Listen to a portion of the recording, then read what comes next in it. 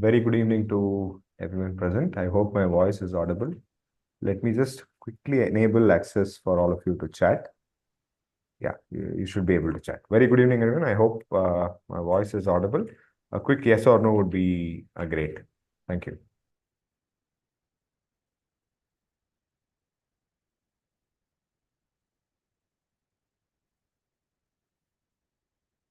Okay, great. I see a bunch of responses already. Wonderful. Okay. So, audience, so sorry for the delay. I think we delayed by a bit, about 5 minutes. But nevertheless, we will get started in about 5 minutes. We already have some of the audience that are here with us, but let us wait for a few more of them to join us, and then we can get started. Okay, some responses from people: Mr. Manohara, Ms. Sweta, Mr. Pavan, Mr. M. N. Murthy. Very good evening. Mayank, good evening. Good evening, Mr. Vasant. Hello, Priyanka. Mr. Chenna Krishnan, very good evening. Mr. Raina, Ms. Rohini, Mr. Prakash, very good evening to all. Wonderful. Okay, so while we have a good number of responses already coming in, I can already see that this will be a very engaging session, in fact. And the topic in itself is quite the engaging one, right? I mean, in fact, if I don't know if all of you received my mailer, we had mentioned that this is, in fact, a survey based topic that we chose, and this wasn't done this month, but we had a few surveys in the last 2 months, and a lot of them had actually shown interest for employee engagement and retention as a topic of their interest. So we decided we'll take that up this month. Now, while this topic is a very broad topic to discuss, right? There might be some things that you might be expecting, right? For example, Mr. Ami might have something in mind, and Ms. Priyanka might have something else in mind. So, what is it that you're expecting from today's session is something that I'd like to know. So, why don't you use the chat? You can just drop in what you have in mind, and we can discuss that. And I'd also like to see what is it that you're expecting from today's session, and so that we get a fair idea that yes, this is what we'll be discussing. So over to you guys. You can use the chat for discussion.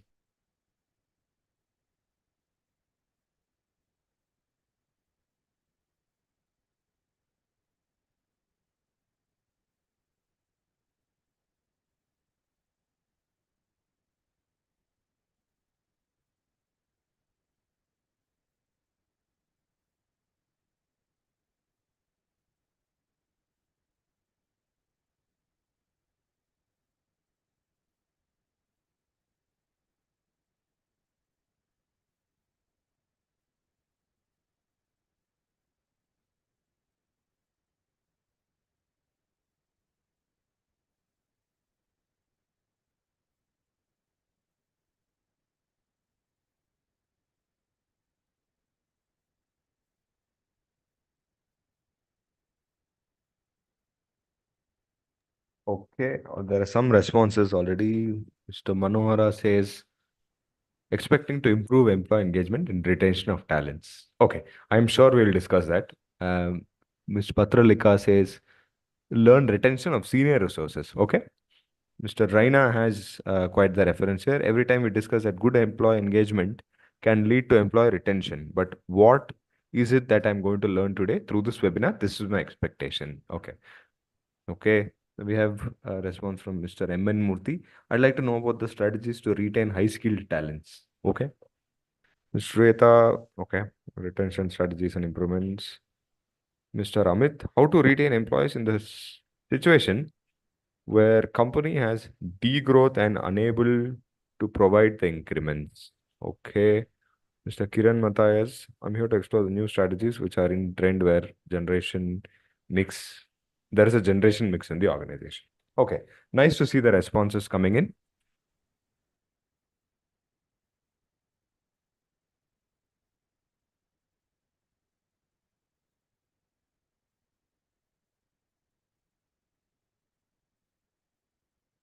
Okay. Ms. Priyanka, Hi, Avinash. My expectation is how to build employee engagement should be valuable part of HR department. How can we make it more valuable as a part of HR? Yeah, I think we will definitely discuss what the HR can do, what the HR can contribute in order to leverage employee engagement and eventually retention. So for sure, we will talk about it. Mr. Sagar, how do we control retention in cases where the things don't are not in our hands, like change of manager behavior not good? Okay, I have a controversial one. We'll definitely take that up as well. One from Mr. Dheeraj. I think this is also highly discussed. In fact, this is not our first employee engagement and retention webinar. How can we engage employees who are doing work from home? So this, I'm sure, will be discussed today, sir.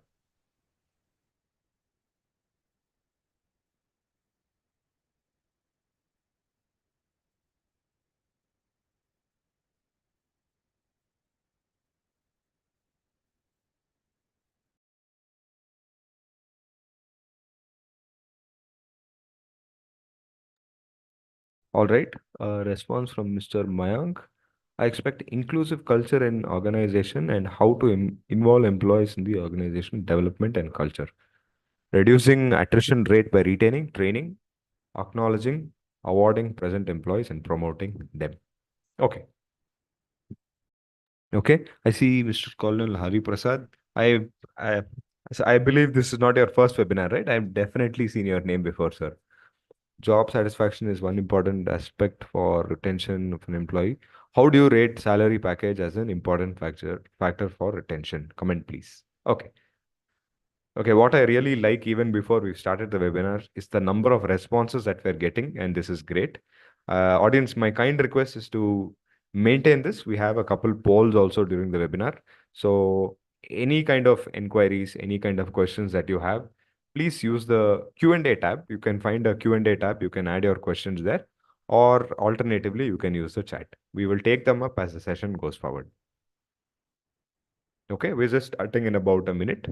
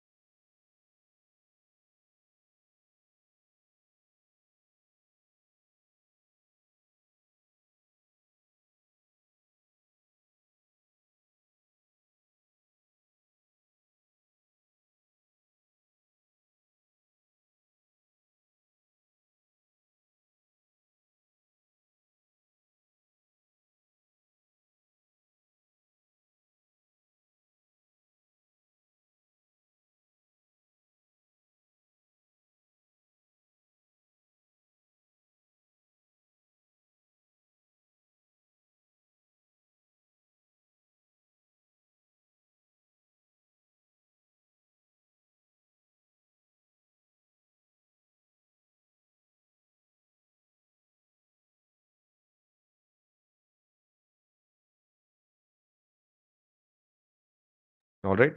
Once again, very good evening to all. We will get started. Once again, I hope my voice is audible loud and clear. We also have a speaker in the background who I will be introducing very shortly. All right. So, before we get going forward with the topic today, I'd like to quickly introduce myself and the company that I represent. I am Siddharth Nandakumar. I handle product marketing at WebSol, and I will be your moderator for the day. So, before we get going, I would like to quickly show you a very short presentation of what we have on offer, what the company is, to give you an idea of what we have on offer for you as an employee, as a HR member of an organization. It could be HR and leadership. So let's move forward. Okay. Now, as you know, as any other company undergoes an evolution over the years due to market change, companies are pushed in order to evolve, right? So this is what our company also went through. So let me quickly run you through what this is. Uh, we are WebSol. We were in fact part of Wipro's domestic IT business in the late 90s. So what we had to offer here is we were specialized in the printing business. We still do the same. And on the printing business, we were very well known for DMPs, that is dot matrix printers. We also were the peripherals division manufacturing division of Wipro. So all your printer peripherals, the core elements that enable a printer to work, cartridges, toners, All of that is something that we took care of. Now, over the years, the company decided to step out of Wipro as a separate entity, and in the name of Wipro e-Peripherals, the company decided to continue on, which later uh, became abbreviated to Web Solutions. Now, in 2017, the company decided to bring in the digital solutions portfolio, wherein we have a workflow automation solution, GST platform. All of this came into picture in 2017. And fast forward, I would like to highlight something that was rather significant. In 2023, last year, we underwent a complete brand refresh. We wanted a new identity, and hence the brand change itself. We are now known by the name of Websol. So under this, we have a gamut of offerings, which I'll explain as we move forward to give you an idea. Quick highlights of the organization. We come with over 24 years of experience, 563 enterprise customers, present in over 2,500 locations.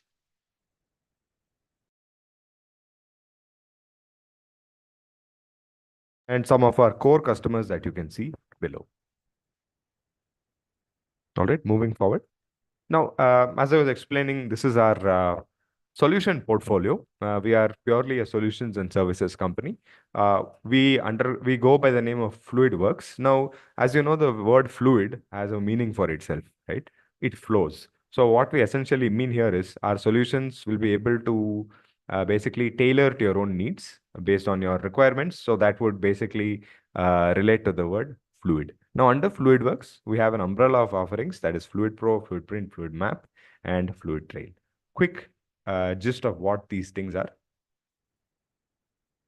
Okay, I think I just received, sorry for the interruption. Ms. Priyanka says PPT is not visible. I hope the rest of you are able to see it. Quick yes or no on chat. Okay, just one moment, Ms. Priyanka. Okay, the rest of them are able to see it. So, Ms. Priyanka, I think you should just uh, try and check at your end. If it's not working, you can actually log in again. You can try that as well. Okay. All right. Moving forward.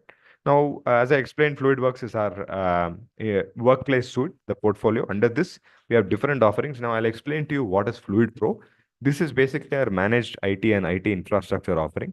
What we do here is we will be able to chalk out, tailor your entire IT infrastructure requirement, your server rooms, servers, Wi-Fi access points, all your IT assets is something that we'll be able to plan out. We will also be able to monitor this on a real-time basis. No more on that as we move forward. And other things, for example, a dedicated 24/7 NOC center and remote infrastructure monitoring, all of this is taken care at our end. Cybersecurity solutions, everything is an offering under Fluid Pro. What is Fluid Print? As the name suggests, this is our managed print services solution. What we do here in simple terms is assume that one of you have 500 printers as a requirement. We'll be able to deploy that on a rental basis. We work on CAPEX and OPEX modeling. We'll be able to offer you on a rental basis. We will deploy it and we will also take care of it on an annual level. Now, you might ask me, how is it that you charge me? Very simple. We charge you on a pay-per print basis. Based on the number of papers you print in a month, it could be a quarter, we will simply charge you on that. That is Fluid Print for you. Now, there are various other things under this, but I will stop the buck here. Now, what is Fluid Map? Uh, as I explained, Fluid Pro and Fluid Print. Now, these are IT assets, correct? These are IT assets that are deployed in your organization. How do you monitor this? Is the core question for any admin or any leader for the matter, right? You need to be able to monitor this. So there might be uptime, there might be downtime. You might want to check what is the toner level, cartridge level on printers. These are the things that we need to be monitored on a regular day-to-day basis. How do we do this? Fluid Map is a solution. We'll be able to deploy a simple IT asset management tool in your network, and you will be given access, and so will our field service executive. So you'll have a dedicated field service executive who will take care of this on a regular basis and will cater to your needs. So that is Fluid Map. Moving on to Fluid Trail. Now, what is Fluid Trail? This is our process automation solution. Over here, I would like to quickly explain something that might be relevant to the audience here. Now, I'm sure we have a bunch of HRs here with us for obvious reasons, right? So what is Fluid Trail? This is basically our process automation solution, which takes care of various use cases. One, for example, employee records management, candidate onboarding, offboarding, your leave management, timesheet, attendance, all of this is taken care by our solution. Now, this is specifically for the HR department. On the other hand, you can also handle employee records management on the cloud, handling records like your student employee details, academic, government details. All of that is taken care by our platform through document management. I will end the introductory end over here. I will not talk about the products. We also have presence on the retail end. Now, as we move forward, this will purely be a presentation-based webinar. There won't be a demo as such of our product. Now, what I would like to quickly launch is a poll for all of you to just understand if any of you are interested in a free demo of Fluid Trail, our HR automation solution.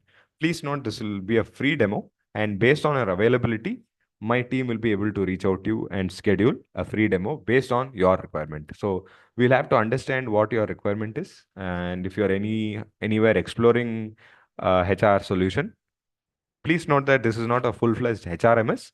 We cater to a specific area of HRMS. Okay, some responses that are coming in already.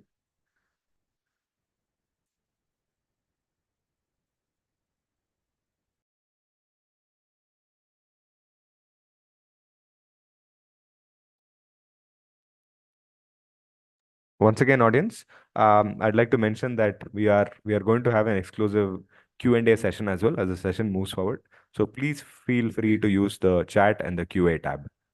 You can drop your questions there and we will take it forward. Okay, I'll end the poll. I think we've had a good number of responses already. All right. So without any further ado, let me introduce the speaker for the day, Mr. Avinash Tyagi. A quick introduction about him before I hand it over to him. Mr. Avinash brings in over 25 years of experience extending to strategic HR, business restructuring, performance management, global recruitment, and tech implementation as his areas of expertise.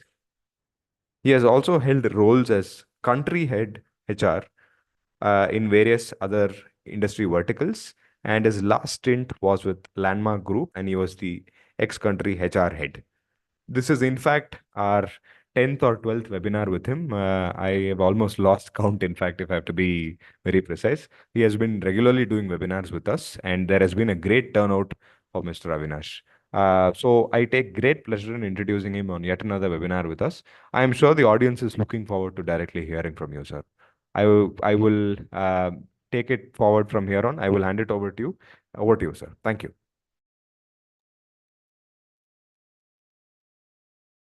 Thank you, Mr. Siddharth, for introduction, and good afternoon, everyone.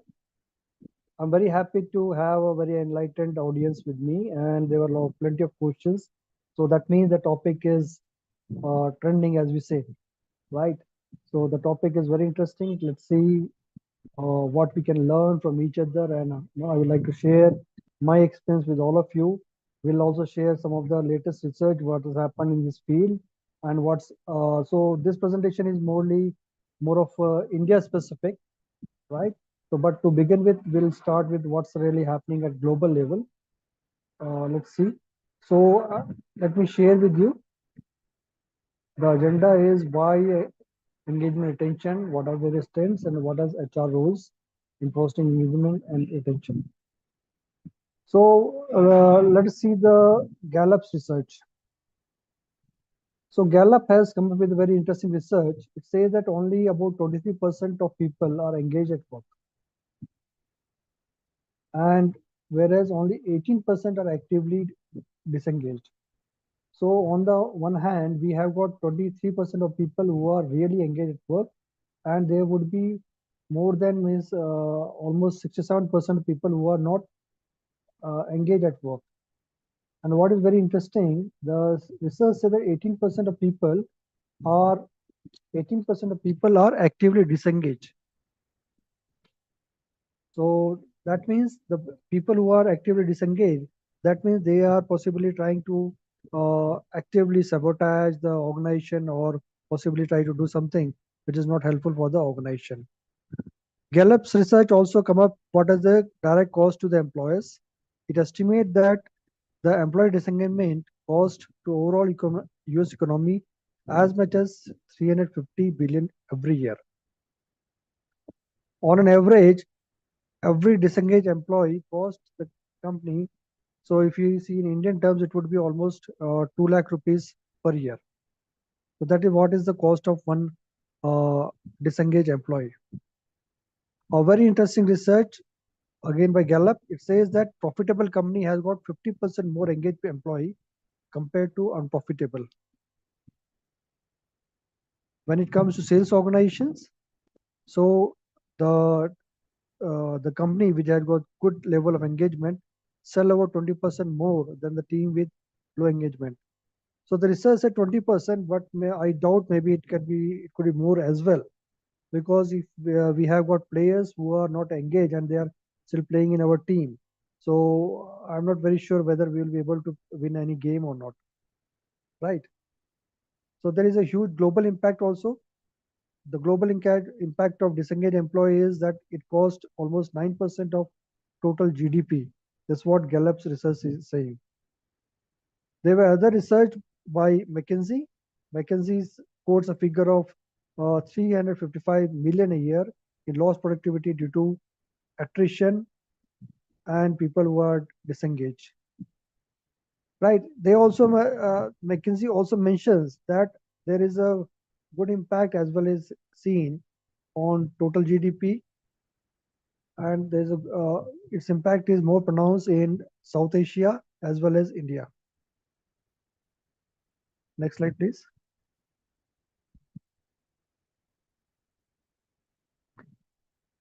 So we have understood what is the real scenario today and what are the usual impact of disengaged employee, right? We all are had been in HR or we are in HR, so it is very like it is very basic for us. But let me refresh so that we can take discussion to the logical point. So the basic reason, the basic impact of people disengage is loss in productivity and performance, right? It is not rocket science to understand. Definitely, when we have got low engagement, it leads to higher attrition, whereas high engagement leads to reduced attrition, right? And we will separately discuss what is going to be the impact of attrition on the organizations. Engaged employee will definitely create a positive work environment, and definitely when the work environment is positive, that lead to further higher morale of employee, and when the morale of employee is very high, it leads to innovation in the organizations and definitely excellent customer satisfaction and customer service. Given the scenario globally and also in India, the retention of skilled employee will give a competitive advantage to any organization, especially in India where it is a talent-driven market, right? So the impact of high attrition, low attrition, and higher engagement will lead to a competitive advantage. So I've tried to quote some of the companies in a couple of the companies in India, Tata Steel and TCS, right? Both are from the Tata Group, and they have definitely realized this, and they have launched on their own specific programs to address employee engagement, and that will ultimately reduce the attrition also. So, for example, Tata Steel, they implemented a multifaceted approach of retention. So, what they're doing, they are focusing on culture, they are focusing on competitive compensation, and they also launched a lot of engagement initiatives, right? So they are using three-pronged strategy, focusing on culture, engagement initiative, and definitely a competitive compensation. Whereas TCS also focused on skill development and work-life balance initiative. One thing I would like to highlight here to the audience that for engagement and attrition, so one formula, one pill will not fit for all, right? So there is no golden bullet. So this is very tricky issue that we have to first assess various aspects of it and then we have to find out what is best suitable for my organization, or what is best suitable for A organization, or what is best suitable for organization B. Next slide, please. So let's see, how are we going to identify what are engagement and retention trend in our organization. So there must be a way out, right? So while we are working in our organization and we are always bothered by low engagement or high attrition or what's really happening in our organization, so we cannot just sit and just watch things happening. So we have to find out what's really happening. So what are the various ways of finding out? So number one is employee survey. So definitely we as a organization or HR can launch employee surveys wherein we can connect with our employees and find out whether the employees, they are emotionally connected with us or not. What is the commitment of employees toward the organization, or what is the commitment of the employees toward their work.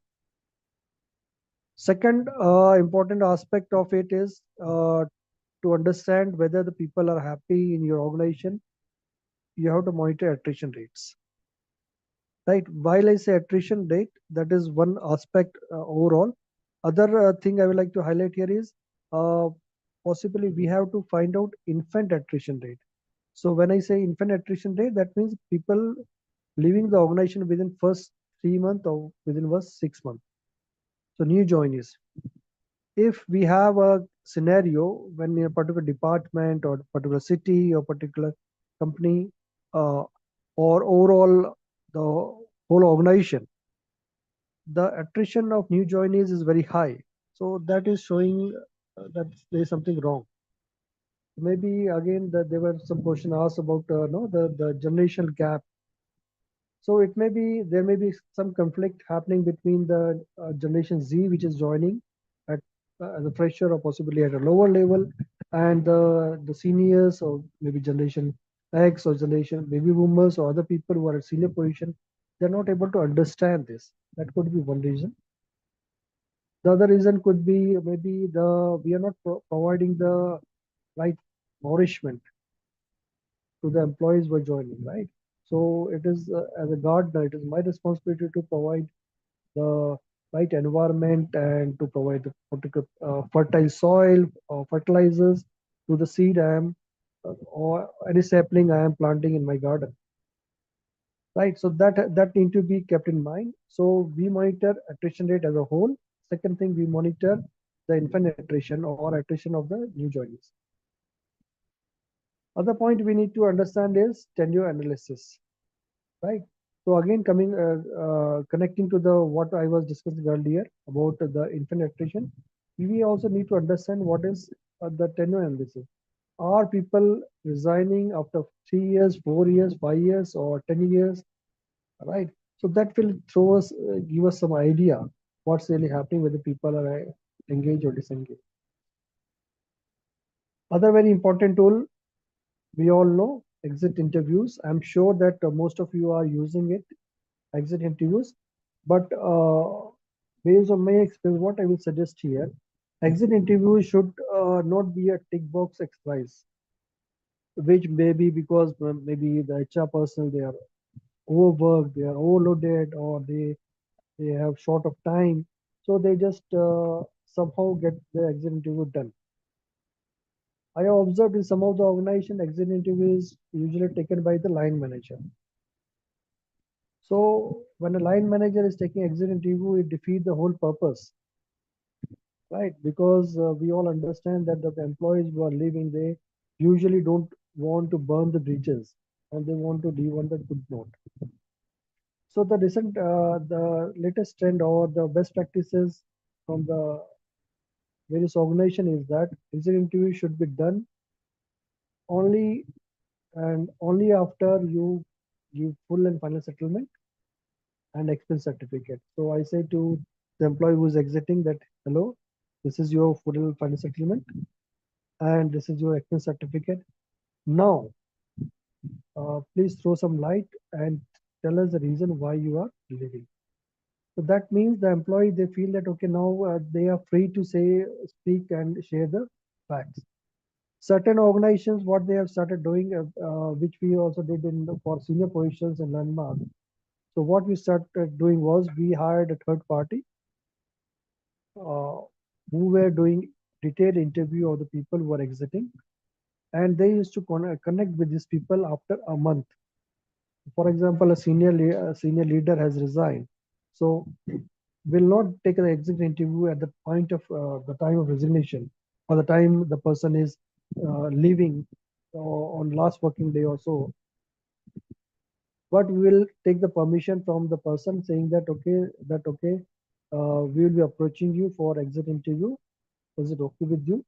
And can you share your the if you're moving outside, uh, will you have this? Will you keep the same number, or would you mind that if you can share with us the new number, whatever it is? So in my experience, most of the people, most of the senior leadership, they were happy, and they were very willingly, they were forthcoming, and they were sharing the feedbacks. And that exit interview done after that point was very insightful, and the picture was usually correct. It was not misleading usually. Right. Number one, one more fact is that okay, after 1 month or so, people they that emotional baggage is not there. Right. Usually, what happens is that when people are resigning, there could be some emotional reason. The person could be emotionally charged at the time of resignation or the time, no, the time of leaving. So after a month or so, maybe the things might usually cool down, and then the person will have a more rational frame of mind, and then when we take the exam review, the results are fantastic. Other thing we can use is performance metrics. Definitely, there is if I find that in a particular department the performance ratio or the performance of particular department is less, then and I also is able to find out that okay uh, the performance metrics or the rating performance rating of that particular department is also less. So then I can find out what is the reason. So I should be able to link whether, or it could be the other way also. Uh, right. So I have seen in certain department that the performance of the department was very low, whereas everybody was getting very high rating. That was because the management was not sincere there, or they just took the performance appraisal as a tick box exercise, not as a developmental exercise. So that that identifies that okay, I need to work on the leadership there, so that they understand what is the importance of managing performance very well, and that in a way we'll see in the coming slides also. When we manage the performance very well, that brings in the the fairness angle of fairness, and that leads to better engagement and better retention of employees. We all know the role of leadership. Leadership plays a very important role in having engaged and disengaged employees. We have seen a lot of stories from the world-class leaders or Indian leaders who were very successful because they were able to connect with the employees, right? And those organizations where usually the leader was toxic, no, and so it trickles down to every all the line managers, and then the management becomes very toxic. And at the moment the employee they get a chance on the very first uh, very first option they get, they just move out of the organization. So usually if the leadership is not effective, the leadership doesn't understand the employee engagement, then I I really pity such organizations. They are very difficult, and it is very difficult for this organization to grow and to sustain in long term. Uh, it is possible again that certain organization where leadership is no, toxic, they may be growing because possibly they are in an industry or they are in a space where the space itself is growing. But believe me that at the moment the competition enters the space, their leadership, the or the growth of the organization, it suddenly comes down, it trickles away. uh, engagement platforms. So definitely all organizations must have some engagement platforms wherein the employees they are encouraged to discuss things and come up with ideas and their opinions are listened to and the organizations take action on that. Next slide, please. So one of the participant was asking questions about the is any framework of employee engagement. So I pulled out a framework used by Great Place to Work. So I'm sure everybody knows about Great Place to Work. Possibly some of the organization you're working in is certified or have been certified. So the Great Place to Work for those people who are possibly not aware as much about this. So let me throw some light on this. So the Great Place to Work Institute is an organization which certifies the companies as Great Place to Work. So how do they certify? So they have a framework. So they measure they ask questions. They ask questions to the employees of the organization, and the questions are based on five pillars. So pillars are human credibility, respect, pride, camaraderie, and fairness. So in a way, they are measuring on three angles. Number one, what does how does employees feel about the management? So when we discuss about management, they ask questions on fairness of the management, the credibility of the management, and the respect employees receive from the management. They also ask questions about the colleagues, right? So the question would be, are you happy? Are you getting support from your colleagues whenever it is required? This is one of the questions, right? So they ask five or six questions uh, that judge the camaraderie in that particular organization, right? Similarly, they ask questions which assess whether the employee takes pride in working in a particular organization, right? So, for example, certain people they are very proud that they're working in particular organization because it could be because the organizations are actively engaged in CSR activities, or they have got good employ as an employer they have got good branding, right? Or maybe the salary is good. There could be a number of reasons. So this is a framework possibly if you want to apply for engagement activities, you can use this framework to and apply in your organization. Only working on one or two aspect of it will not pay a result because it has to be a overall holistic approach, right? For example, if I the management doesn't have any credibility, so whatever you do, whatever higher salary you do, or how the employees will be very happy working with their colleagues, but the moment they feel that the management is not credible, so the chances of their getting uh, engaged with the organization is very less. On the other way, if the employee doesn't get respect, if they're not treated respectfully, their opinion is not valued. So believe me, then again the engagement will be very low. If I have to ask you, the participant, they can just type here.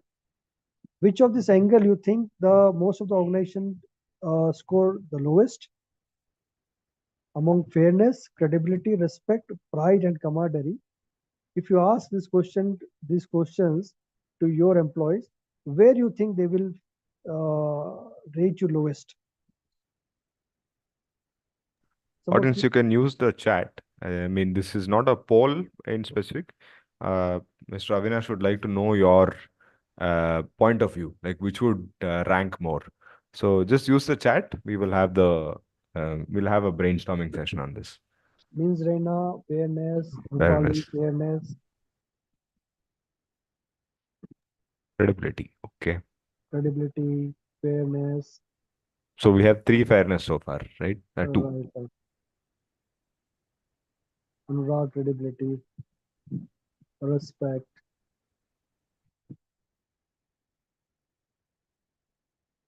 fairness. Right. So actually, the response from the participant here actually is in line with the uh, global result which we get, especially Great Place to Work get. So the fairness is the pillar where most of the organization they score the lowest. So when I did for the first time the Great Place to Work certification, so my score was 83, and on pride and camaraderie, my organization score almost 87%, 87 to 89%, whereas fairness pulled us down. So I was really worried, and when I asked the Great Place to Work experts that no, the fairness is very low, whereas we are thinking that we are very fair and we are very transparent. They said, okay, don't worry that much. Most of the organizations they score very low on fairness aspect. So I'm not saying that it is a good news, but definitely the perception. Many times what happens is maybe the organizations they are fair, but the perception they create, uh, they are not able to create the perception of fairness among the organization. For example, if I promote five people, uh, so definitely I would have promoted based on their performance ratings and all this thing and various aspects keeping their lot of things in mind. But for other employees who didn't get promoted, they will always believe that no, the management was not very fair. So increment and promotions, etc.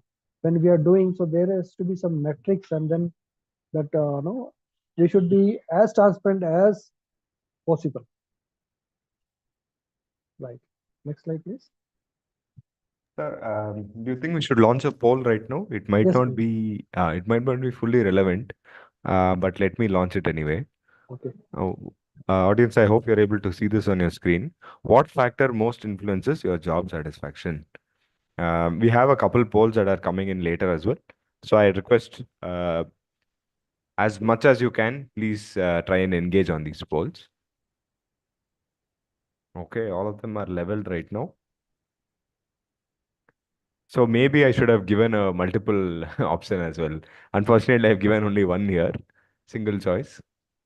Now, I do know that multiple things will come into factor, but let me put this into perspective. You can take what matters the most for you. Which one is most influential for you? Career growth, okay?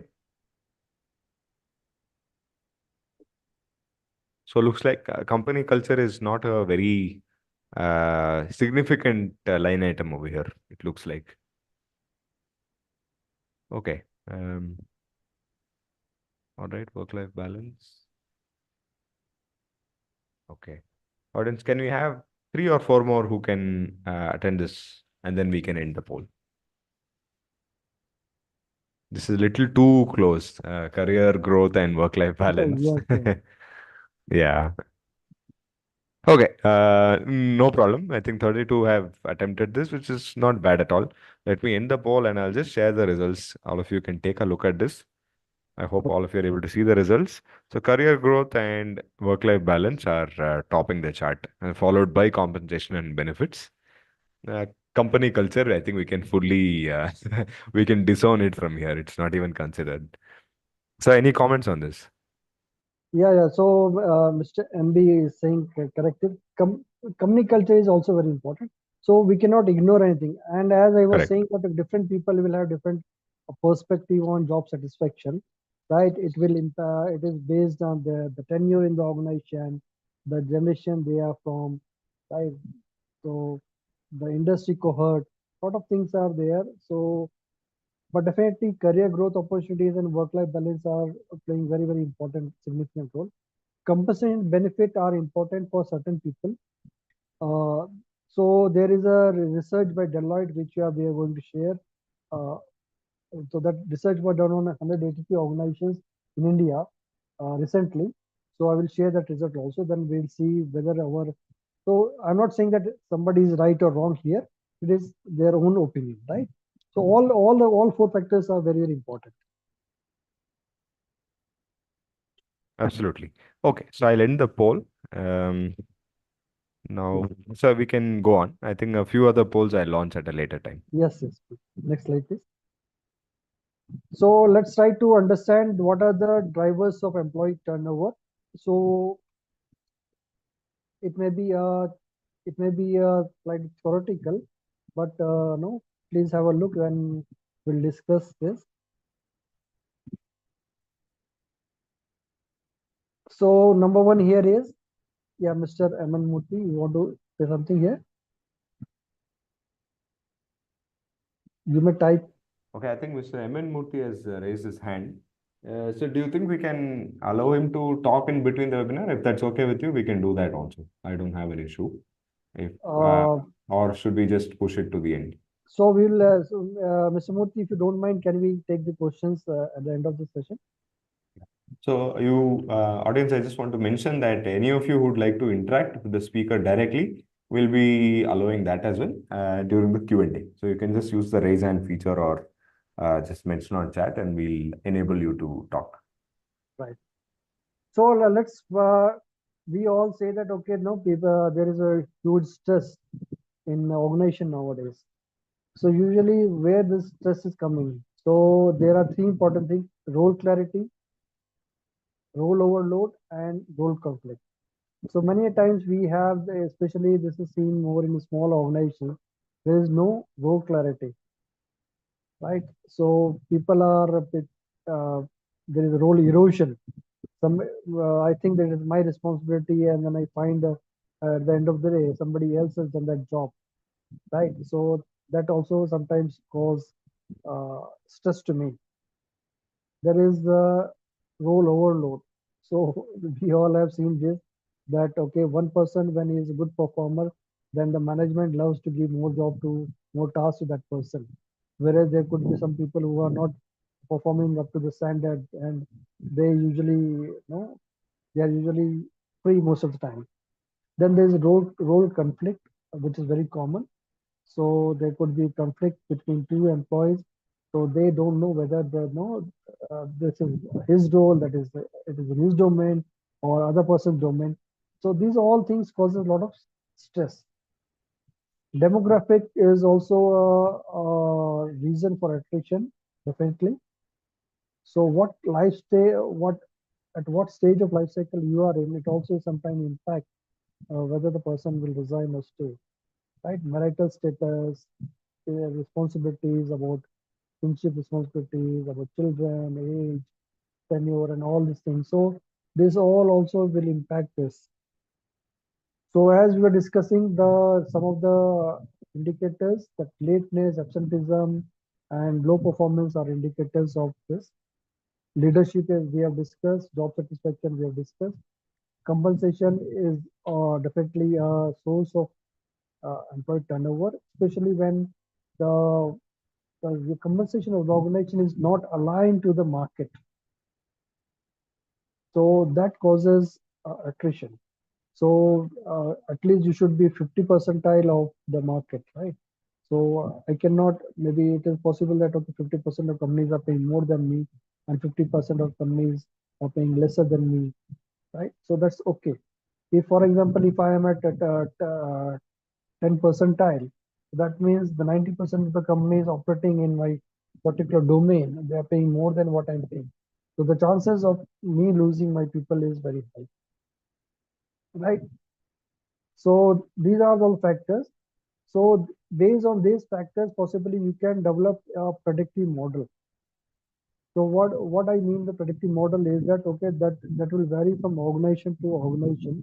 So based on the different your own organization, what you can do is you can uh, find out, do the exit interviews, then that find out the main reasons of the why the person is resigned, then match align that to the demography of the demographic details of the person, the age of the person, tenure of the person, education, city, location, all these things.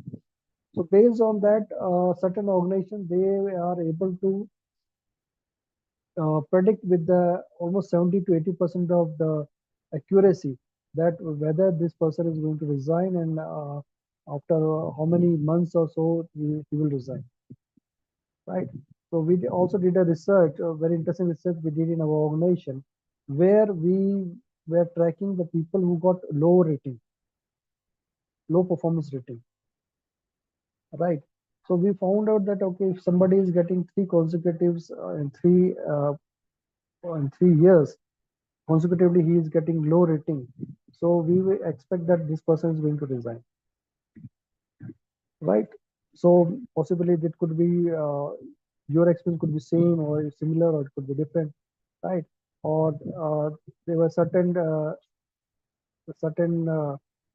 community or in certain areas where we found that okay, if the worker gets married, especially the female worker, then the chances of a resignation will improve, will increase. It is not universal, but in certain localities, certain areas, that's there.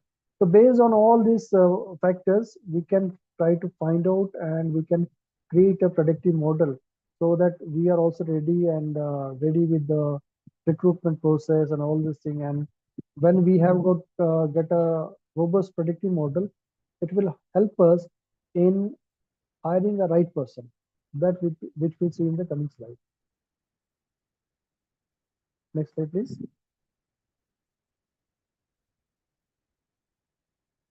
Right.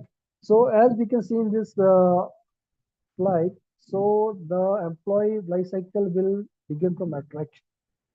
So in the very first stage is what happen is the organization, we attract the talent, right? So, and on the other hand, what I am doing is, so on the one hand, we have put the stage in life cycle. On the second column, we have put what actions we should take, the organization should take to improve the engagement and reduce the attrition. So while attraction, it is very important that as an organization, we have got good employer branding.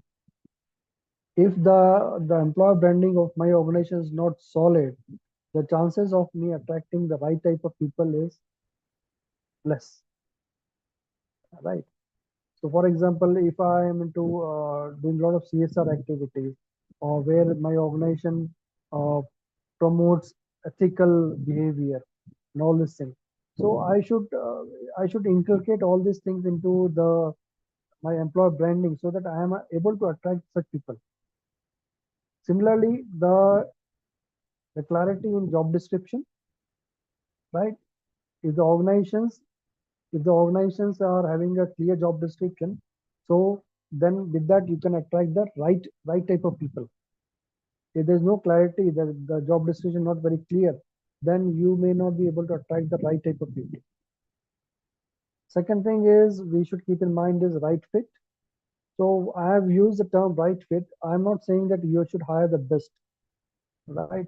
Hiring the best is the dream of every HR personnel, but many a times hiring the best is not the right approach. Rather, the hiring the right fit for the organization is the right approach, right? So we should hire a person who is able to fit in my organization or in that particular position the best. At the time of recruitment, it is very important that clear expectations are set, right? Don't oversell the opening to the candidate. This is a mistake which many of the recruiters they do. This also is my experience in my team also. Many times in a hurry to close a position, many times the recruiters they just overpromise, right? They promise the moon and they don't deliver that. So that leads to the the the new joinees getting disengaged and resigning. So set the clear expectation. If the employee has to work on weekends, then say that okay, on certain days you have to work on weekends as well, right? And if you are not able to provide transport to the workers, say so at the time of recruitment that you will not be able to provide transport. So I'm giving some basic examples.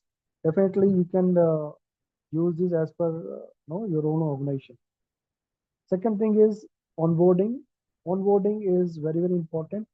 Many times in various organizations, there is a workplace bullying happening, which is very subtle, which is not seen, not observed by the management.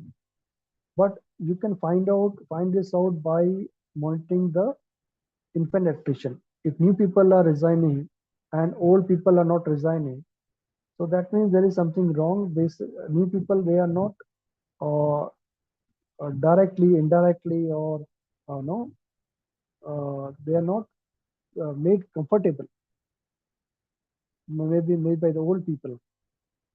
There could be various reasons. The reasons could be very dangerous for the organization. Maybe they are doing something which is not correct for the organization. They don't want new people to come and find out what is the wrong things which are happening in that particular department. That may be the reason. That's why they don't allow new joinees to come and sustain there. That could be one of the reason. I'm just saying. So how do we address it? So best thing is that I'm sure most of you are using this. So uh, use a buddy system, right? So allocate a work buddy to the new joinees. Only thing you should keep in mind is that the selection of work buddy should be done thoroughly. Don't allow uh, don't allot a buddy who himself is very negative and rather than motivating the new joinee, he may tell all type of stories which are true or half big stories. And instead of motivating the new joinee, the new joinee uh, may make it demotivate. Other point is when the employee is working with us, then as we discussed earlier, fairness should be there. Listening to employees is very, very important. There should be a forum or there should be a personal connect between managers and the employees so that the employees, they feel that at least the management is listening to them.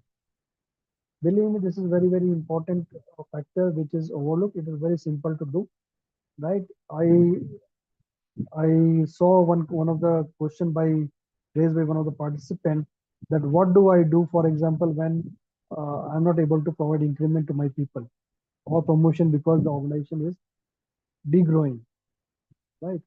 In that case, in such cases, are you listening to your employee or because the organization is degrowing, so there is tremendous pressure you are putting on the employee. The organization may be degrowing because of external factors, and maybe the employees may not be at fault. So what they want is somebody should listen to them, right, and try to find out a solution.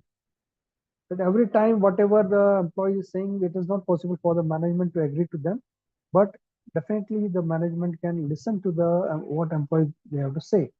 So believe me, listening act as a safety wall in the pressure cooker, like no, we say. So listening is very, very important.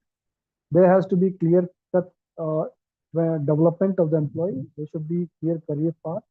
So each and every employee should know that okay, uh, after if I do this, if I uh, adapt this skill, right, I get skilled in this area or that area. So this is how I can grow, and this is what I can become in 2 years, and in short term and in long term, right? So we should have individual development plan for almost every critical talent. Onboarding, onboarding is also a area which is usually overlooked, right? So one thing most of the organization they fail is that full and final settlement, it is ignored.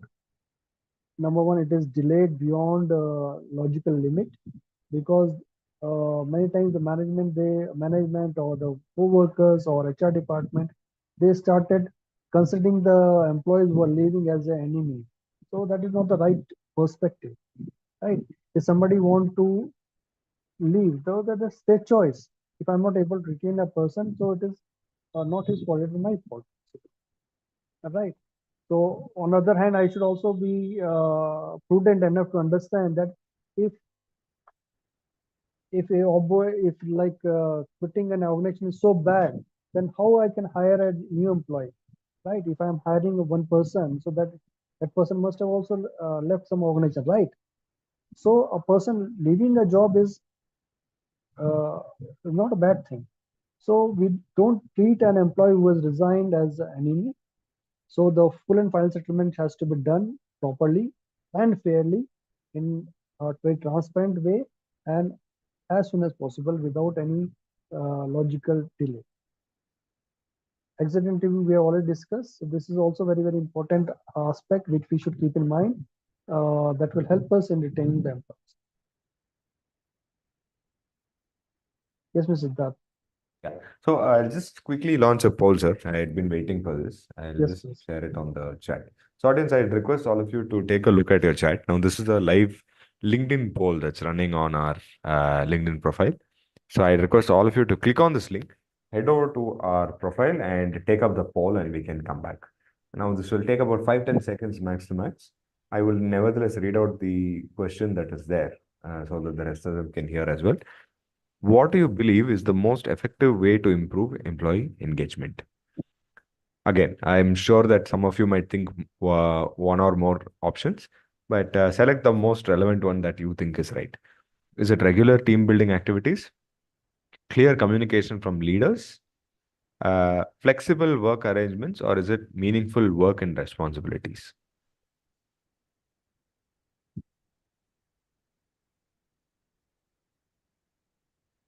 Okay, I already see a bunch of them who've attempted it. Great.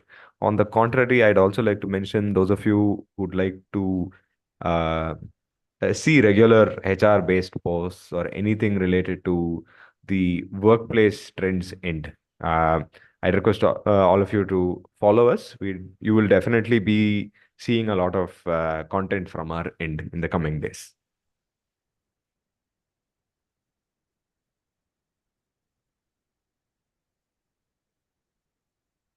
All right, great. We already have about 15 votes. Very nice.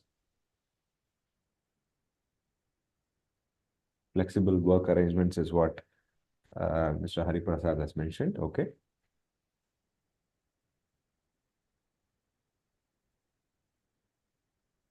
All right, great. I think those of you are still at on our page, you can finish and come back, and we will go to the next slide. Yeah, sir, over to you. So let's see what are the.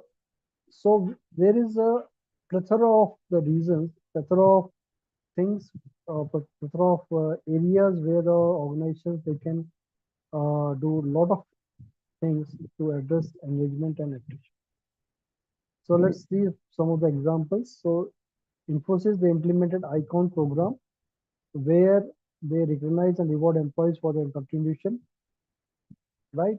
So when the organizations are recognizing and rewarding employees for their contribution, it definitely lead to better engagement and motivation. Landmark Group, they launched Landmark Happiness Movement. It was a very comprehensive program. So that began right from the improving the workplace, especially in retail. So they worked on the pantry where the staff can go and take rest and have food during their break time. So the canteen was decorated, the hygiene was maintained, cleanliness was taken care of. Then the organization they started giving healthy breakfast to the employees, not on daily basis, but certain day, weekly, right? The birthday celebration was done in a different way. Here, I would like to highlight one very important thing, which may be very, helpful for all of us to learn. So there is a simple phenomena wherein the organization they celebrate employees' birthday. So what happened was, for example, in Landmark Group, there are three categories of workers. So most of the people they work in retail, right? Almost 60-70%. Then there is other category which are working in warehouse or logistics. And third category are the people who are working in office. So the profile of all these three category of the workers is different.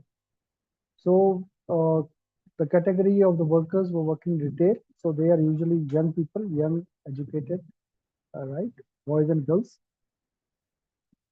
Whereas the logistic, they are usually the blue-collared workers, loading, unloading workers, carpenters, right? The people, pickers, binners. So this is a low paid job actually, the blue collar workers. And office are usually the specialists, the highly skilled people. So when there was a discussion happening, how do we celebrate birthday? So usually what happens is the organization decide that okay, we will have a common cake cutting for all the employees at the end of the month or at the beginning of the month, and we uh, will celebrate. The employees can celebrate there. But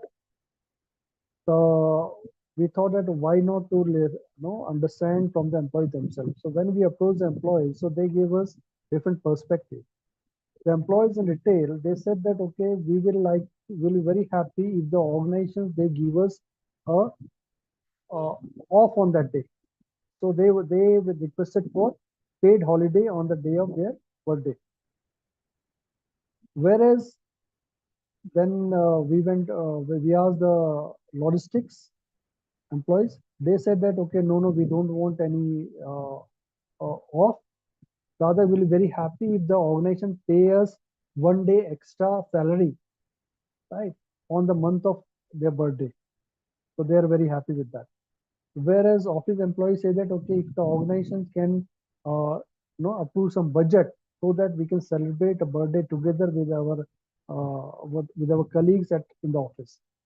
So herein a simple approach, simple process of celebration of birthday, right? Different type of employees, they chose a different way, and the organization willingly and consciously accepted that, and so they made a policy that okay, for retail, the birthday celebration on the day of birthday, the employee they get the weekly off, sorry, the off day.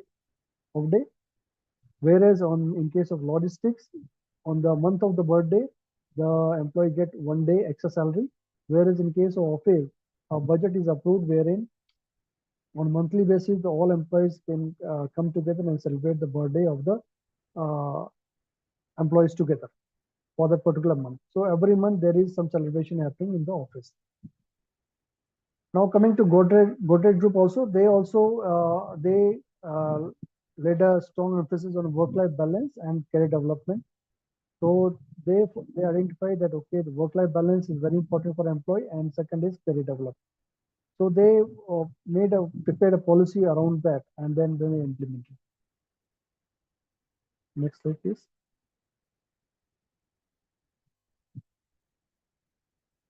So there is a recent development wherein the organizations they are using AI for employee engagement and retention. So this is already used by some certain organizations in India. So if you have get when you get a chance, maybe after this webinar, you can log in and find out more about this Amber by Infido. So what happened is, so the model is very simple. They use AI to engage in identifying what employee they want. So what will happen is whenever the employees join, so the AI will send them, the AI is going to chat with these employees. And this chat is happening through the WhatsApp, right? So the employees is asked questions like, is your work as good as it is expected to be? Is your manager helping you reach your full potential? And what is interesting that the AI is able to ask these questions in regional language as well, right? So it is, I know certain organization who are into logistics, so they have got a lot of blue collar workers. So for the blue collar workers, the AI will ask in their regional language, and this chat will go to their WhatsApp. So this is very helpful. So let's see how it is helpful. Next slide, please.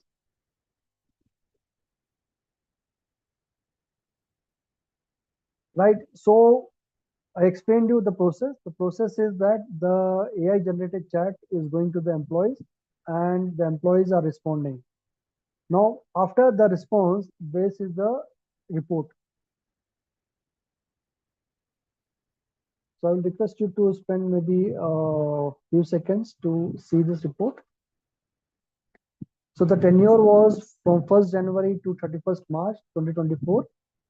So 616 people out of 960 people received one or more chats, and how they responded. So this is the report generated by the system. So here in the you can find out that what is the mood score trend.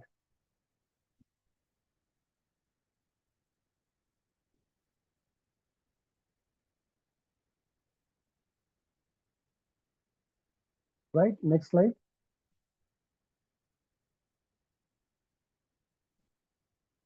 So apart from mood score trend, it is also able to find out the net promoter score, right? I'm sure most of you understand what is the meaning of NPS. So just let me explain. So NPS is you ask questions to the employees or anybody, even it is asked to the customers as well, but it is used in marketing as well. So if the employees or the people who are providing feedback is giving you score more than 8 and above, so that then they are said to be that they are people who are promoting the company. They are promoters, right? So that means if I'm very, very happy, then I will promote this organization.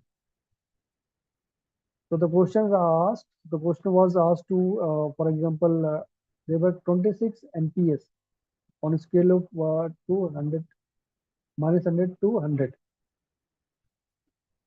You understanding? So if I ask a question to a new employee, and then I find that okay, that out of maybe uh, so many employees, out of 100 employees, 30 employees really are promoters for me.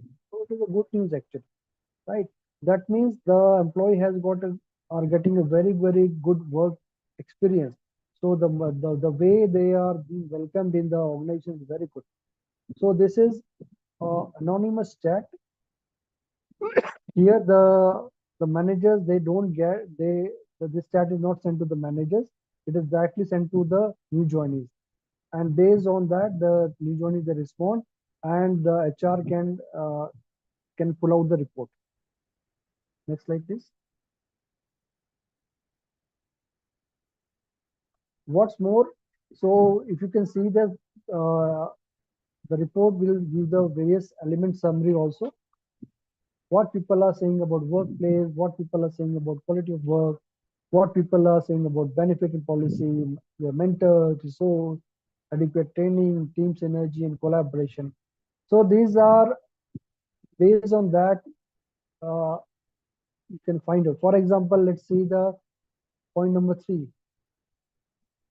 So here the only 50, this is the lowest score received by the given by the employees. So here 59% people are giving positive feedback on benefits and policy. So that gives the clear understanding to the HR department as well as to management that what's really happening.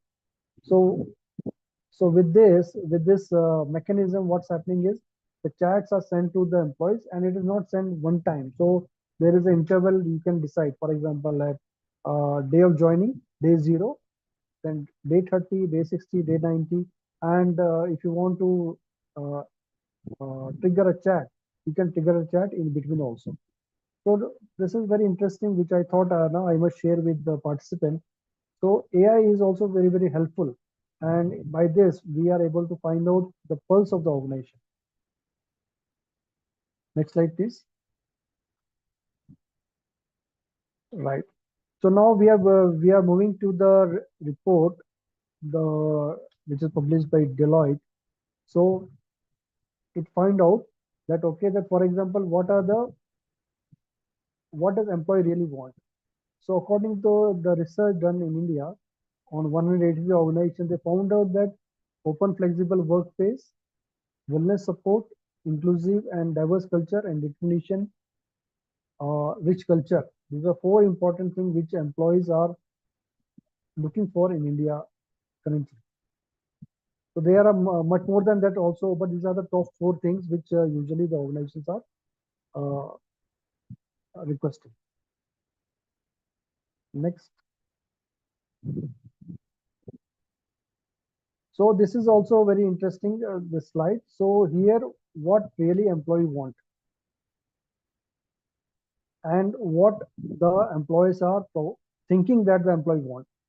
So this is slightly complicated graph, but if you spend maybe a minute, you will understand here. On x-axis, there is like the employees.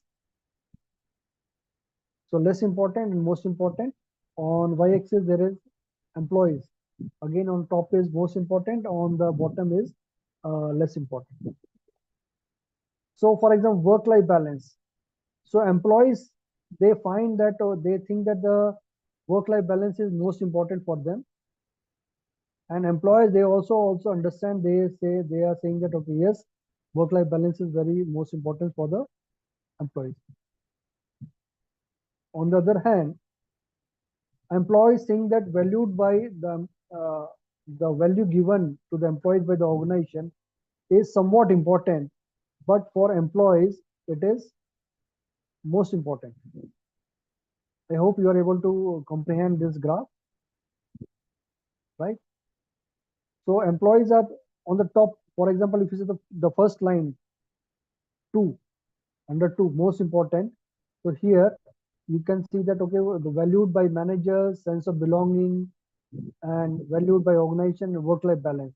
These are the four important things which the employee think that it is most important for them. But when you see the employers, what they think that they, according to employers, only work-life balance this is what is most important for their employees. This is what they think. So there is a mismatch.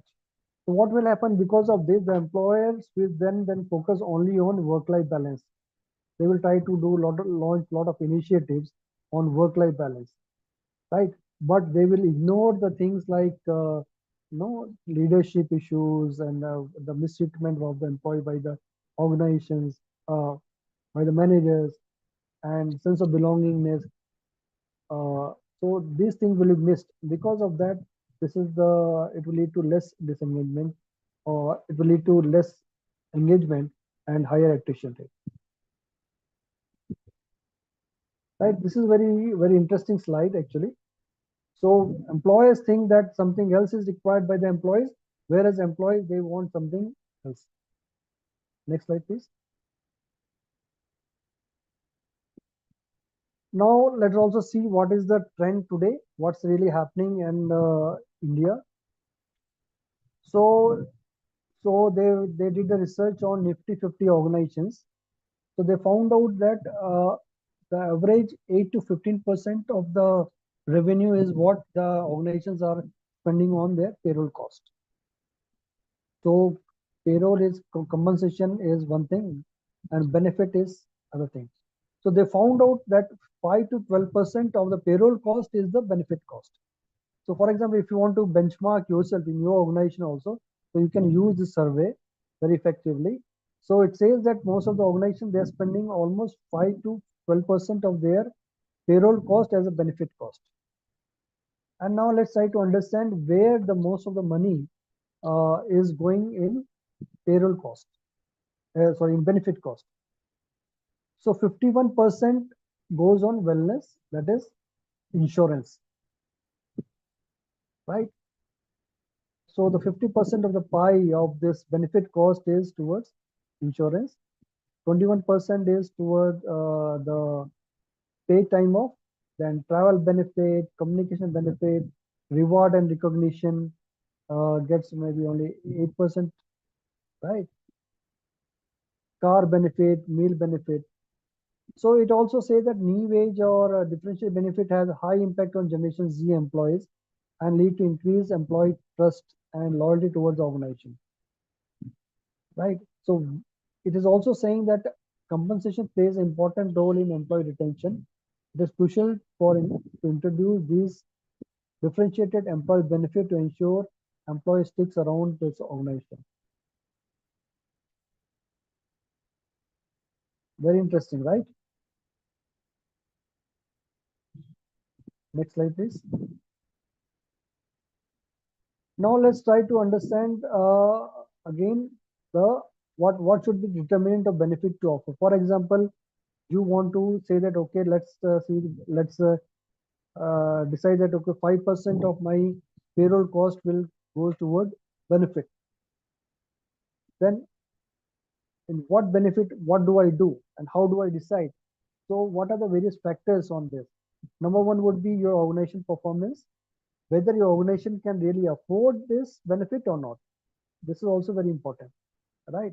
So if your organization is performing very well, then definitely you can say that okay, I can spend maybe instead of 5%, let's go with 10%. If your organization cannot afford, then there is no way you can go ahead with that. Second is you have to benchmark your benefit with what's really happening in the industry.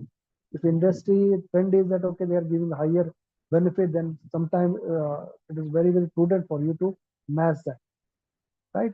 Then again the right approval from higher management, what is the organization culture, employee feedback, and cost. These are all things will these are factors which are determine what benefit you give to your employees. Next slide, please.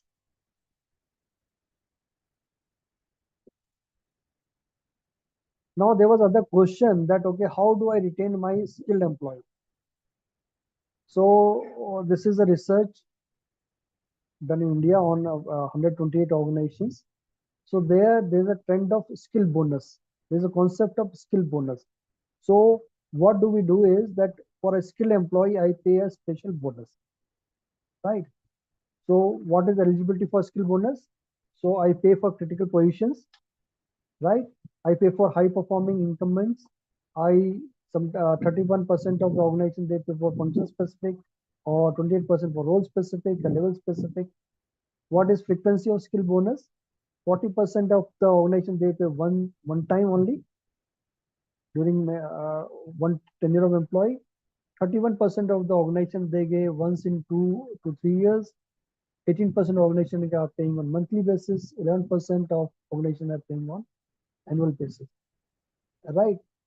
So the interestingly of the survey done, only 15% of the organizations they are paying this skill bonus. Skill bonus is linked to CTC 63% cases, whereas 25% of the organization they are giving a fixed entitlement. 13% of the organization they have got no fixed criteria, they just give on case to case basis. So this is a skill bonus could be a strategy which your organization may use to retain the critical talent. So there is a clawback of skill bonus also in case of resignation. Definitely your management, senior management may ask you question that what happens if I give the skill bonus to this employee and if he resigns. So let's see what's happening in the industry. So 13% of the organization, what they do is they do a pro rata recovery, right? And 87% of the organization, they recover the full amount of the skill bonus paid to the employee. Next slide, please. So there is another way, another bonus to retain employees, that is known as retention bonus. What is prevalence of retention bonus? So 73% of the organizations in India are paying the retention bonus. So to who, what sectors, what type of criteria they adapt? So for 51%, 50% of the organization, they say that they are paying this retention bonus only for critical positions. 33% of organizations are paying for high performing incumbents. 13% of organizations say that is level specific. 10% of the organization they say they are paying skill bonus to all the employees. So sorry, retention bonus. So there are two type of bonus. One is skill bonus. That skill bonus is given to the skill specific, and retention bonus is to retain people. Next slide, please. So what are the different retention initiatives taken by the organizations, right? So in this survey, which involved 100, this is what done by Deloitte, right? 183 organizations they participated. So for retention initiatives, so the increment is given outside review cycle by 67 of the organization. 67 organization also giving retention bonus, increment, increased flexibility of work-life balance given by 52% of organizations, training and development by 41%, and so on and so forth. So this give us a fair idea of what's really happening in India today and what organizations are doing to retain their people. So it is always prudent, it is always advisable to go with the research, real research, not on what I am saying or what you are thinking is correct. So it's better we have to also understand what's really happening in the market. Based on that, we can tailor make our own policy on retention initiatives. Next slide, please. Now coming to other part, reward and recognition. So what is reward recognition happening is, so which are the people who decide whether I have to reward these employees or not. So in the research, in the survey done, 41% of the organization, they say that the rewarding department will determine whether who will the employee will be rewarded. Whereas 16% and for management and 16% for HR. In 16% of the organization, it is the management who decides which employee should be rewarded, and in other case, it is the HR department will decide whether who has to be rewarded. In 14% of organizations, this is the finance team which decides, and 13% of organizations, there are other criteria by basis of which this is decided, okay, who has to be rewarded. Next slide, please. Right. So monetary award option, again, performance, achievement, innovation. So most of the organizations, 63% of organizations, they are giving monetary award based on the performance or the achievement of the person. Whereas only 6% of organizations, they are providing the monetary award for innovations. Right. There are 11% of organizations, they are also giving reward based on peer-to-peer recognition. If you ask me, this is a very, very impactful way of rewarding people, that is peer-to-peer recognition. If you have a scenario where the camaraderie is lacking or there is cutthroat competition and where the team spirit is not there in your organization, so but you can definitely try this peer-to-peer recognition. 1% is given for safety, 7% project, and 11% other way. Next slide, please. So now let's try to understand what are non-monetary award options, right? Well, we may think certain times that, okay, we don't have money. What do we do? Then in non-monetary, 86% of the organization, 180 organizations with their research, they are giving certificate, 60% by trophies and 77% small gifts, 14% for voucher or gift cards, 13% are giving vacations, and thank you cards, company sponsored trips, hampers, etc. are given by 13%, 11%. Right, next slide. Long service award. So that this is also a trend used there, and usually nowadays in India they are giving 1 gram gold for every year of service, gold or silver. It depends on organization to organization. It depends on organization performance and their financial health as well. So this is a trend. For example, for 10 years, the employee may get 10 grams of gold or maybe 10 grams of silver, depending on the organization. Next slide, please. Right. So this is a slide I deliberately put on because a lot of participants, most of the participants are from senior management or HR. So this is about the various organization, which type of insurance provider they're using. So just have a look. Nothing to explain much on this.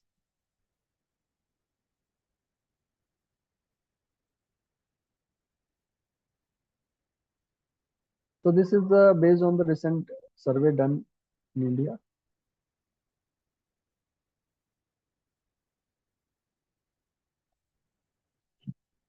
Right. Next slide, please. Yeah, that brings us to the end of the session. Sir, any comments? Because I think there's one more slide for you, but I think that's only for a reference, right? No, no, No. that's it. Actually, yeah. Okay. Okay. Okay. So, audience, that brings us to the end of the session. I know we've extended, but this is also a very broad and diverse topic to cover. And I believe Mr. Avinash has tried his best to cover the entire thing as much as possible. Now, audience, I'm sure that you might have a couple questions, and we have extended the time, but I'm sure we can spend another 5-10 minutes. If you have any queries, if there's anything that you'd like to directly ask our speaker, we'll be more than happy to take that up because we still have about 30 participants who are still around, and that itself is a great thing, in my opinion. So, audience, any queries, please raise. You can use the raise hand feature, or you can just drop a yes or no on chat, and we can answer to that. We can, in fact, allow you to directly talk over mic. So, if there's anyone, please let us know.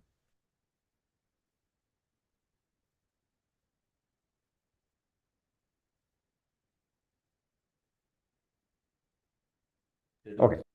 So there is one of them who's raised their hand. Sanjeevani, one second. Let me just. Yeah, you should be able to talk.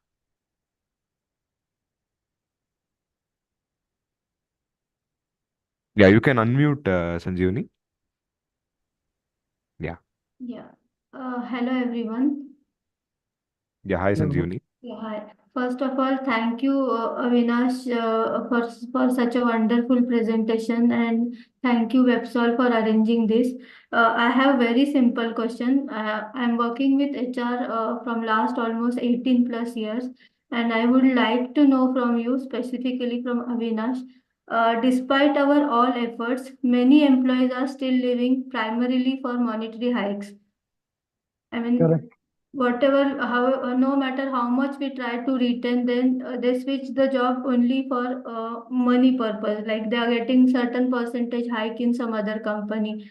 So, how to address this issue? And this trend is particularly around review cycle. I mean, once their performance review is done, they get certain hike and then they switch the job for better monetary benefits. So, how do we address this? Correct. Correct. So Sanjeevani, you see, we always say in HR that okay, the attrition is way of life. So people will come and go, right?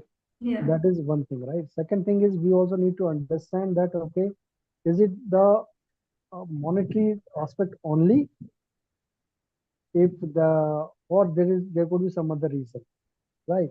So if you determine that okay, it is all they are going only and only for monetary reason, right? So then second the your task would be, have you aligned your salary compensation as per the market? So at what percentile is your no the pay for a particular position wise? So you need Mhm. to do a market research and then understand that okay, whether your compensation is aligned to the market, is it 50 percentile or is it 30 percentile or like that, based Okay. on that, right? Yeah. Having So, said that, third thing is, I will come to you, right? yeah. Third thing is that you should always use this McKinsey 9 box matrix, wherein you do the talent mapping. Mm-hmm. Like for example, if Avinash leaves, then who is going to replace Avinash? Mm-hmm. So am I grooming a talent pipeline or not? Simultaneously, I am trying to control attrition, but if I understand that controlling attrition is not in my hand, because no, Mm-hmm. it is my payroll size will no, it, it will be like more than what I can afford, right? So then what I have to do is I will have to start developing my talent pipeline. Mm-hmm. So single prong strategy will not work 100%, because if you increase the salary of one person, you say that okay, I'm here, I will renegotiate your salary, don't go, then it will set a wrong trend, Right. right? So then, so three things. Number one, we first try to find out, is the salary is the only reason or there is some hidden reason. Number two, whether I have a ready talent pipeline available so that I de-risk the business. If this person goes, then I can replace it with some other person, right? Mhm. And third thing is then, okay, I am in touch with the people. So if somebody resigns and leaves your organization, then make sure that that person doesn't leave your organization as your enemy of the organization. You should Mhm. go leave your organization as a brand ambassador. It, in my experience, I believe that okay, 30-40% of people they knock our door back maybe after maybe couple of years. Right. Right. So I would like to just add to this. Thank you very much, Avinash. I would like to, this trend is particularly in this young generation who have hardly Yes, 1 to 5 years of experience. yes, They are majorly in this job hopping. I mean, in this job hopping, they are majorly doing this. Those who correct. are having 5 plus years of experience, they look at the other things also, other than monetary benefits. I agree. Yeah, this is because we are not able to. They don't have any emotional connect with the organization as yet. Mm. Yeah. So if we are able to build that emotional connect, or we can show them the career pathing, that this is what's going to happen really, then they go. If they are leaving, still they want to leave, then okay, don't sweat too much. Just ensure that there is the no continuous talent pipeline available in your organization. So Sure. there will not be a perfect day where there will be zero attrition. Certain Yeah. times we say that okay, some attrition is a healthy attrition as well. Absolutely. Thank you very much, sir. Thank you. Thank you very much Thank you, for Maina. your reply. Thank you. Thank you for a good question. Yeah, thank you, Sanjeevan. I hope the entire thing is answered. Let me just check if there's anyone else who would like to answer. There's one from on the Q&A, sir, if you noticed, Yes, please. from Mr. Anurag. Yeah. How about we take that up? And I think there's a bunch of it from on chat also. I will anyway take a look at that. Yes, Okay, please. let me just read this for you. Sometimes employee is demotivated when his peer gets the award and he does not. How to deal with? Yeah. So the best way, as we discussed earlier, the fairness is a no is a thorn which will always trouble all the organizations. So we have to make the process of reward and recognition very, very transparent. Again, coming back to that. So, for example, I was saying about peer-to-peer recognition. If, for example, if I have uh, a recognition mechanism which is very transparent, and when I say that okay, this is I am giving you reward because of this reason, and it is the real reason, and the whole process is very transparent, and we announce it that this person is given reward because of this reason. So this is how no ultimately the people will understand that okay, this person is getting rewarded because of this reason, and with reason is fair. If I do the same thing next time, possibly I will also get reward. So the fairness aspect, the transparency, the whole process has to be built in such a way that things are, and the other thing is that there has to be multiple people involved in taking a decision. So a reward mechanism usually fail because usually it is the one manager who decides, and when no only one person is deciding, then we all are human beings, so we are, it is to lead to partiality and all these things, right? Subjectivity and all these things will come into it. So create a process which is transparent, robust, and there is multi-rater system.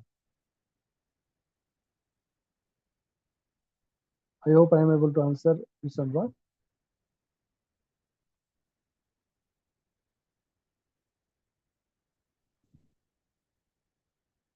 Okay. Any further questions? Because on chat doesn't look like questions, sir.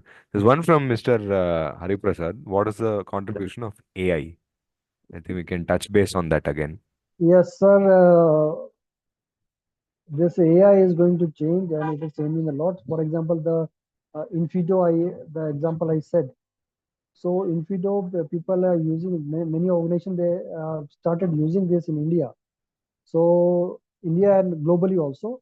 So AI is helping you get in touch with your employees, and it is throwing your report, impartial, unfiltered report, right? So this is wonderful actually, and this is going to bring a huge change in employee engagement.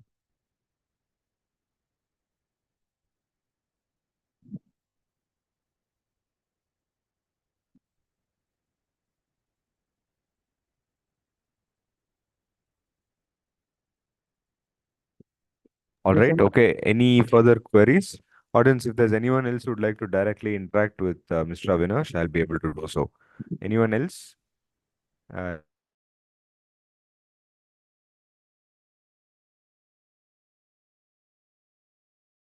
Anyone else? We still have a few more here. If there's any queries that you'd like to uh, ask Mr. Avinash, I'll be able to enable that. Okay, well, there's one from Mr. Mayank. Why organizations rely lesser towards innovation rather than performance, has been depicted in the slides presented. yeah, Mr. Mayank, yeah, your judgment is as good as mine, right? Because nowadays the organization, in my opinion, are just chasing, especially it is India specific trend. So the organization are they just want to they are focusing only on performance. That's it, right? For example, production target is met, sales target is met. So this is the performance driven organization. So our organization, unfortunately, are not innovation driven organization, right? I remember there are certain organizations like 3M and all these things, Google, etc., where the employees they have freedom to work maybe one day in a week on their own project and no question asked. But that is not correct in an Indian scenario. So maybe we are learning, maybe when we realize the importance of innovation, that okay, one innovation can change the fate of my organization. When that uh, thing, when that no realization sinks in, then possibly the organization will start spending more amount on innovation as well. Today, I think that it is you just everybody is focused on target. You do the target, that's it.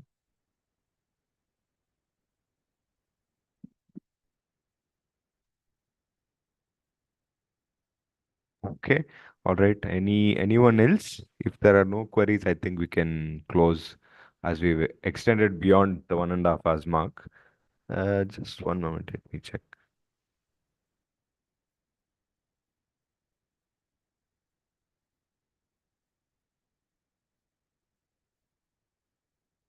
Okay, I think we can wrap it up, sir. Doesn't seem like we'll have any Yes, further queries.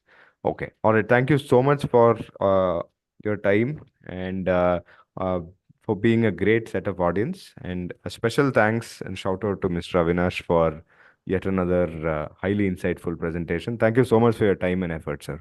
thank you, Mr. Siddharth. Thank you so much. Very well organized. Thank you, sir. All right. And for the audience, quick note, those of you who've shown interest, we had about 13 or 14 of them who showed interest for our fluid trail demo. So our team will reach out to you in the next 1 or 2 working days, and we will schedule the demo as per your availability. So on that note, I'd like to sign off. Thank you all and have a wonderful evening all. Thank you. Thank you.